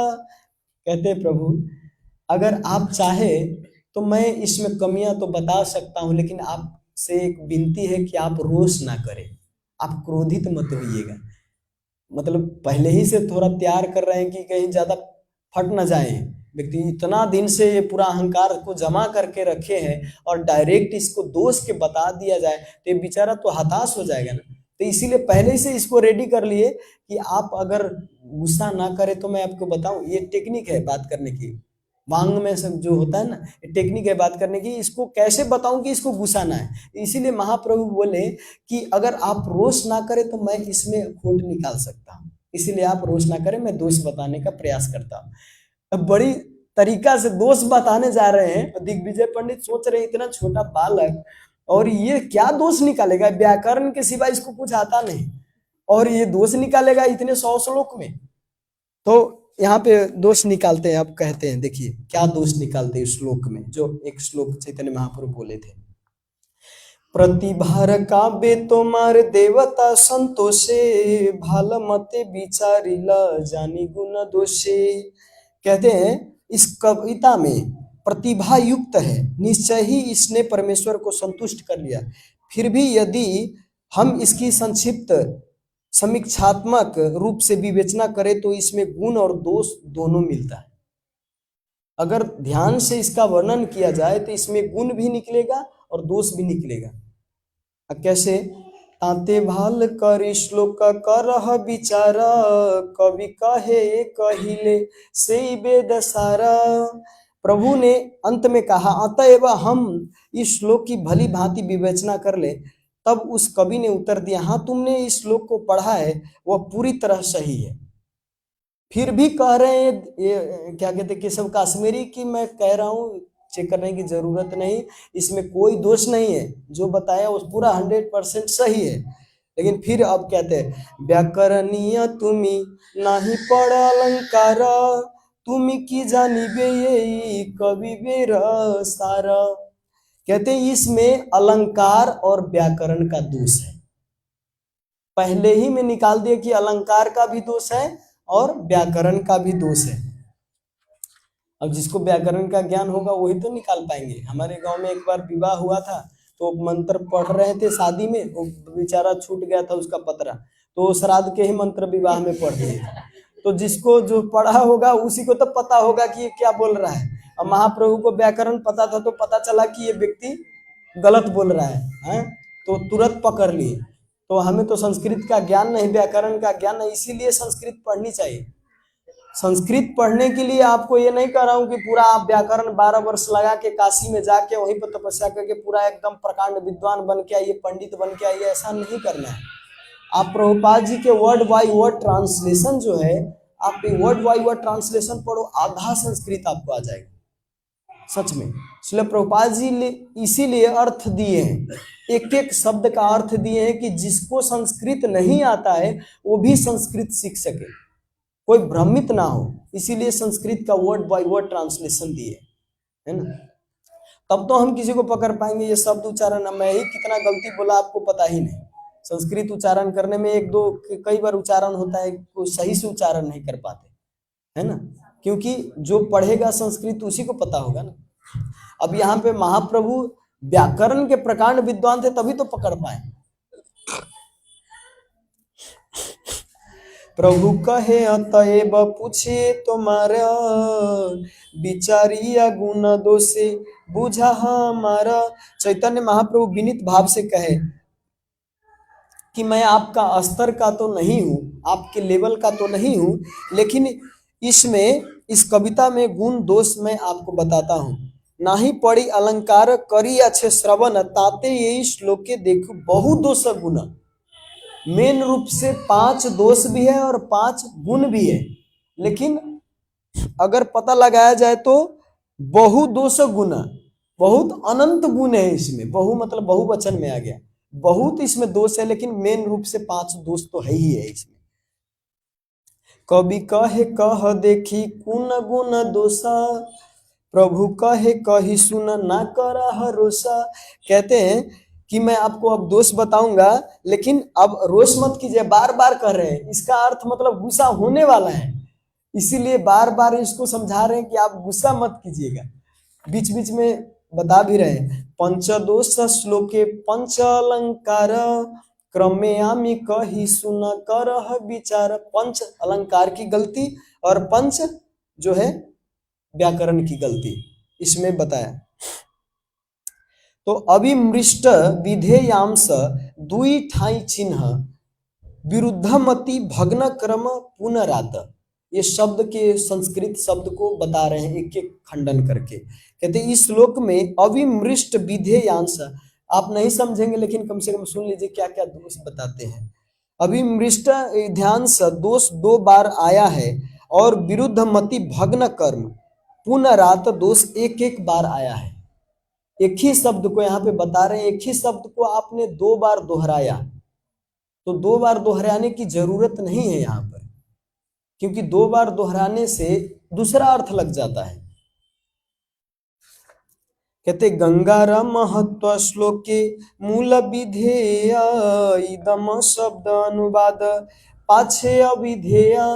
कहते इसके अविधेय जो शब्द है इसके पीछा हो गया, और जो गंगा का महत्व है वो आगे हो गया।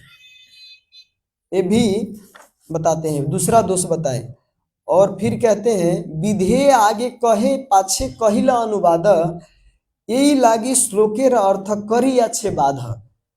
कहते चूंकि आपने ज्ञात विषय को उद्देश्य का अनुवाद अंत में रखा, और जो अज्ञात है विधेय उसे आरंभ में रखा है, अतएव यह रचना दोषपूर्ण है, शब्दों का अर्थ संदेहजनक हो गया है।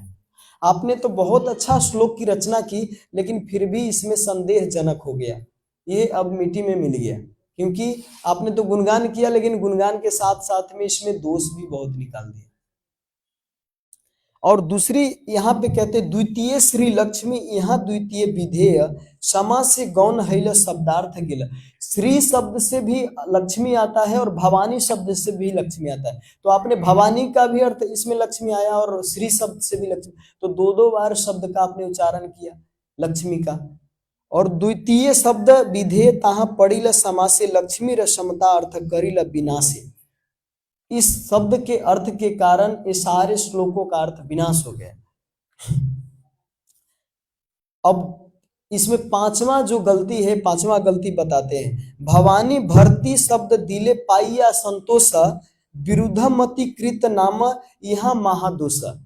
भवानी शब्द का इसमें भवानी भर्तृ बताया गया। भवानी का अर्थ होता है भव आनी, जो भव की पत्नी है उसको भवानी कहते हैं। और फिर वहां के शिव जी का भी वर्णन कर दिए हैं और भवानी का भी। तो यहाँ पे क्या आता है कि भवानी के पति के पत्नी, मतलब भगवान भवानी के दो पति हैं, ऐसा अर्थ निकलता है। इसमें चैतन्य महाप्रभु एक एक करके बताते हैं। तो आपने जो भी किया इसमें पूरा गलती ही गलती है, इनडायरेक्ट रूप से पूरा गलती ही गलती है, लेकिन 5 इसमें मुख्य दोष है। क्योंकि ब्राह्मण पत्नी, और उदाहरण क्या देते हैं, यदि कोई कहे कि यह दान ब्राह्मण की पत्नी के पति के हाथ में दे दो, ब्राह्मण के पत्नी के पति के हाथ में दे दो, तो ब्राह्मण कौन है? पति ना। ब्राह्मण पति है, उसके पत्नी के पति के हाथ में दे दो, मतलब उसका दो पति है। एक पति तो है ही है ब्राह्मण, और उसके पति को दे दो मतलब दूसरा ब्राह्मण, फिर उसका दूसरा पति है। तो यहाँ पे भवानी भर्तु आपने उदाहरण दिया, तो इसीलिए यहाँ पे दो पति का उदाहरण दिया, तो इसीलिए आपका ये दोष पूर्ण है। अब यहाँ पे कहते हैं 3 पदे अनुप्रास देखी अनुपम, एक पदे नाही यही दोष भग्न क्रम। इस क्रम में और अनुप्रास में दोनों में गलती है। पंच अलंकारे वे सुनह विचार, 2 शब्द अलंकार 3 अर्थ अलंकार। एक कितना अलंकार में गलती, अब कितना दोष निकालने उसका तो खड़े खड़े सोचिए। चारों तरफ से शिष्य बैठे हैं, इतना विद्वता प्राप्त करके आए हैं, और उनके आगे इतनी बेइज्जती हो रही है, जो कभी हारे नहीं है किसी से, और पूरा गलती ही गलती, श्लोक में गलती ही गलती निकाल रहे हैं। तो कितना पानी पानी हो गया होगा दिग्विजय पंडित। तो वो सोच रहे हैं कि सरस्वती माता का आज दूसरा प्लान है क्या, पता नहीं, आज हमको हराने का प्लान लग रहा है। इतना आज तक मैं कभी नहीं हारा था, यहाँ पे हम इसके आगे तो कुछ बोल नहीं पा रहे हैं। शुरू में तो बहुत विद्वता दिखाने लगे, ये तो विनम्रता पूर्वक हमारा ये पूरा पानी निकाल दिया। तब जाके ये सोचते हैं कि अब जाके सरस्वती माता से प्रार्थना करना पड़ेगा। हमको लगता है कोई हमसे त्रुटि हुआ है कि सरस्वती माता हमें श्राप दिया, या क्या त्रुटि हुआ पता नहीं, लेकिन आज मैं इस छोटे से बच्चे से कैसे हार रहा हूँ। बहुत ग्लानि हो रहा था, और मुख दिखाने के लायक नहीं थे वो उस समय। पूरा मुख चादर से ढक के और निकल गए वहां से। और दिग्विजय पंडित जाके उसी रात में पूरा एकदम प्रार्थना करते हैं, सरस्वती माता की वंदना करते, रात भर सो नहीं पाते। तो उस समय सरस्वती माता प्रकट होकर उनको बताते हैं, मूर्खानंद, तुम ऐसे व्यक्ति से जाके तू पाला पड़ा कि जो खुद मेरा स्वामी है, वो अनंत, जो हमें पैदा किया है, जो हमें ज्ञान देता है, उनको तुम उनसे जाके शास्त्रार्थ कर रहे हो। तो कम से कम एक बार तो समझ तो लेना चाहिए कि किससे कर रहे हो। इतना वो विनम्रता दिखाए, इतना विद्वता दिखाए, फिर भी तुमको समझ में नहीं आया कि कौन थे। तब जाके दिग्विजय पंडित उसी समय फिर सरस्वती माता को दंडवत प्रणाम करते हैं और स्वीकार करते हैं कि वास्तव में मैं सबसे बड़ा घमंडी था। और सरस्वती माता, देखिए यहाँ पे कविराज गोस्वामी बताते हैं अंतिम में कि अपने कवित्व के बल से चैतन्य महाप्रभु के चरणों को प्राप्त करने, कवित्व के बल से। और कोई बल था? अगर ये शास्त्रार्थ करने नहीं आते तो चैतन्य महाप्रभु का दर्शन होता, इनको नहीं होता। चैतन्य महाप्रभु का दर्शन नहीं होता, इनका कृपा नहीं प्राप्त होता। तो कवित्व तो इनके पास था, ज्ञान था, लेकिन जब सरस्वती माता की कृपा हुई तो जाओ, अभी अगर तुम चाहते हो इस विद्वता को बचाने के लिए, सरस्वती माता भी खुश कब होती है? जब विद्या को सही जगह पे हम लगाते हैं। अगर इस विद्या को गलत जगह पे लगाते हैं, उटपटांग जगह पे लगाते हैं, तो सरस्वती माता कहते हैं इसका विद्या ही छीन लो। कई बार ऐसा है कि वो विद्या बहुत विद्वता होती है, बाद में जाके उसका दिमाग हैंग हो जाता है, ब्रेन ही हैमरेज हो जाता है, वो याद ही नहीं कुछ, मतलब सब कुछ भूला। सरस्वती माता उसको श्राप देते, अरे इतना इतना ज्ञान दिया और जाके बाद में ये पूरा कर्म कांड में लग गया है, बाद में ये दूसरे भौतिकवादी व्यक्ति का गुणगान कर रहा है। तो इसीलिए सरस्वती माता भी ऐसा नहीं चाहते, और धरती माता भी पापी व्यक्ति को नहीं रखना चाहते। इस संसार में आके भी पाप करते हैं, तो सोचते हैं ऐसे पापी व्यक्ति से इसको तो डाल लो, लेकिन फिर भी वो कम से कम टिके हैं, क्योंकि शुद्ध भक्त उनके जाके गंगा जी में स्नान करते हैं, और इस शुद्ध भक्त भी इस धरती पर रह रहे हैं, इसीलिए धरती माता सह रही है। इसी तरह सरस्वती माता भी सहन तब तक करती है जब तक वो भगवान को प्राप्त न कर ले। अगर वो भगवान को प्राप्ति में नहीं लगता, भक्ति में नहीं लगता, तो सरस्वती माता सोचते इसको ज्ञान से भी कर, टाइम देते हैं, ऑप्शन देते हैं, सेकेंड चांस देते हैं, लेकिन अगर वो विद्वता को अच्छे समय पे अगर वो नहीं लगाता तो सच में बच्चा को बंद कीजिए, ये बहुत बड़ा अपराध है एक्चुअली, कथा में होता है।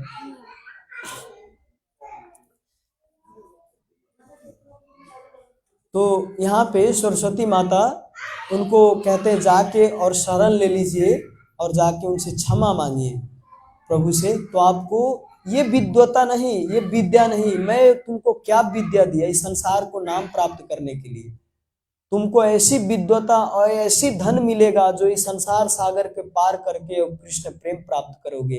तो ऐसे स्वामी आए हैं जो स्वयं राधा कृष्ण के मिलित अवतार है गौरांग महाप्रभु, उनके चरणों में जाओ और उनके चरणों में जाके और दंडवत प्रणाम करो और उनसे प्रार्थना करो कि क्षमा करने के लिए, और तुम्हें सच में क्षमा कर देंगे, क्योंकि करुणा अवतार है महाप्रभु।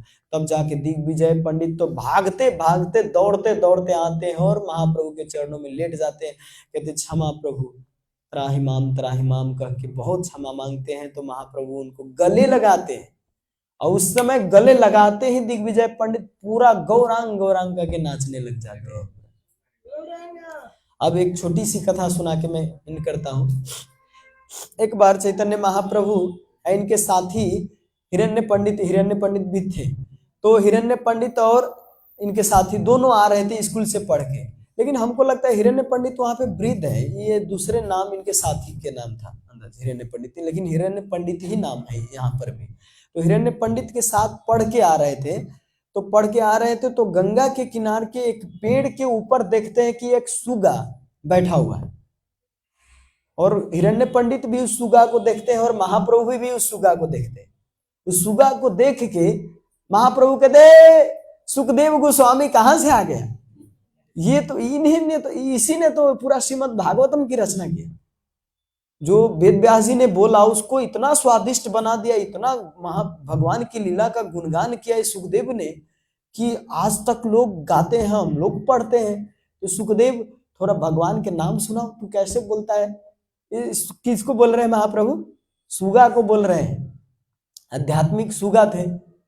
इस संसार में चेतन देखते हुए भी जड़ होता है, लेकिन आध्यात्मिक संसार में क्या होता है, जड़ दिखते हुए भी चेतन होता है। तो यहाँ पे सुगा उनको बोलते हैं, कहते हैं नाम बोलने के लिए, तो क्या नाम, गौरा गौरा गौरा गौरा गौरा गौरा गौरा हरि गौरा गौरा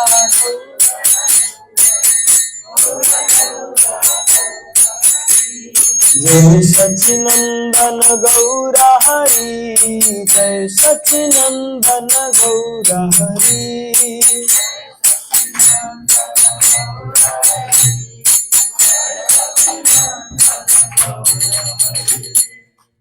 आपको लग रहा होगा ये अपने से कीर्तन बीच में मिक्स कर दे, नहीं, सच में यही गा के सुनाए थे। सुगा गौरांग महाप्रभु के नाम सुनाए, किसको, गौरांग महाप्रभु को। गौरांग क्या बोल रहा है तू, मैं तुमको बोला कि श्रीमद् भागवतम में किसका गुणगान किया है, राधा कृष्ण के ना, तो राधा कृष्ण के नाम गाओ, हमारा नाम क्यों गा रहे हैं। तो सुगा कहते हैं वही राधा कृष्ण तो आप हो, वही राधा कृष्ण के रूप में आप बन के आए हो, हमको धोखा दे रहे हैं, हम तो, हमारे लिए राधा कृष्ण तो आप ही हो, इसीलिए मैं भ्रम में नहीं पड़ूंगा, आप ही राधा कृष्ण हो। तो इसीलिए मैं आपका ही गुण गाऊंगा। अब फिर गौरा गौरा कह के वो फिर गाने लग जाते सुगा। सुगा के स्वादिष्ट जो इतना मधुर स्वर से गाते हैं, तो वहां से चैतन्य महाप्रभु ये सुगा पागल है, भाग जाते हैं वहां से दोनों आदमी। क्योंकि महाप्रभु के पोल बहुत जगह पे खोलना चाहते, लेकिन महाप्रभु पब्लिक नहीं करना चाहते थे, ये केवल अपने अंतरंग पार्षदों को बताते थे कि मैं भगवत अवतार हूँ। फिर भी कभी कभी महाप्रभु के आगे अगर कहते थे कि आप स्वयं कृष्ण के अवतार हैं, तो विष्णु विष्णु करके कान ढक लेते थे, क्योंकि महाप्रभु को अच्छा नहीं लगता। अभी भी बंगाल में ऐसे, अभी गीता प्रेस का भी जो किताब है, गीता प्रेस की किताब में चैतन्य महाप्रभु के एक संत के रूप में ही प्रस्तुत किए। वहां पे महाप्रभु को भगवान बताए ही नहीं। देखिए, हमें तत्व तो समझना है कि वो भगवान कृष्ण ही है, लेकिन ऐसा भी नहीं करना है कि वो संत है। गीता प्रेस का आप पढ़ो, उसमें संत के रूप में आप संत चरित्र देखो, तो उसमें पहला चरित्र में आता है चैतन्य महाप्रभु का। भक्तमाल में पहला चैतन्य महाप्रभु का था, उसमें कोई नहीं बताया है कि चैतन्य महाप्रभु स्वयं कृष्ण है।